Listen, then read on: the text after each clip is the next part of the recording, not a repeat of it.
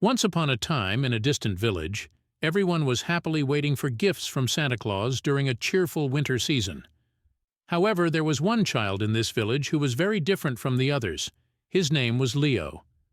Leo didn't believe in Santa Claus. To him, Santa Claus didn't exist. The gifts were actually bought by parents. So he never wrote letters or made wishes. While Leo's family was busy preparing for Christmas, he always laughed and said, "You're wasting your time. There's no way Santa Claus will come and leave gifts." Leo's stubborn attitude quickly spread throughout the village. Eventually, the news reached Santa Claus himself.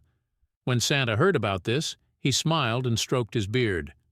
"Well, let's see how I can teach little Leo the spirit of Christmas."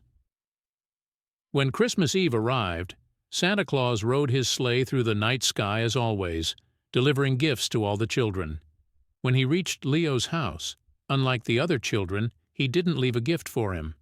Instead, he left a small note on his window. The note read, "Dear Leo, gifts bring happiness not only to the ones who receive them, but also to those who give them. If you don't believe, come and discover this for yourself. I'll be waiting for you in the forest." Santa Claus. The next morning, when Leo woke up, he found the note instead of a gift. He was surprised, but his curiosity got the better of him. He dressed warmly and headed toward the forest as mentioned in the note. In the forest, under a large, beautifully decorated Christmas tree, he saw someone waiting. Santa Claus. With his red suit, white beard, and cheerful smile, he was exactly as described. Leo couldn't believe his eyes at first, but then he timidly approached and asked, "Are you really Santa Claus?" Santa Claus chuckled and nodded. "Yes, little Leo. Now let me show you what Christmas is truly about."